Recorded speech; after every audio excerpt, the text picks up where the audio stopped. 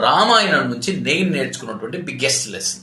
అడవిలో సీతమ్మ వారు బంగారు లేడి కావాలని అడుగుతారు. శ్రీరాములు వారు వచ్చేసి బంగారు లేడి కోసం వెళ్తారు. హలో లక్ష్మణ అని అరవంగానే లక్ష్మణుడు లక్ష్మణ రేఖ గీసి శ్రీరాములు వారి కోసం వెళ్తారు. వెళ్ళిన తర్వాత రావణాసురుడు వచ్చి సీతమ్మ వారిని అపహరించుకొని తీసుకెళ్లిపోతారు. కట్ చేస్తే రావణ యుద్ధం జరుగుతుంది. ఇది రామాయణం షార్ట్.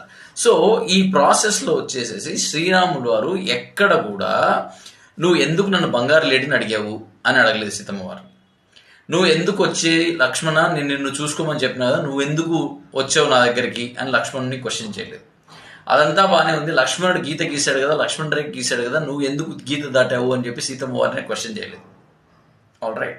సో ఎక్కడ కూడా మీరు ఎందుకు ఈ తప్పులు చేశారనేది ఏ పాయింట్ లో కూడా ఎవరిని అడగలేదు.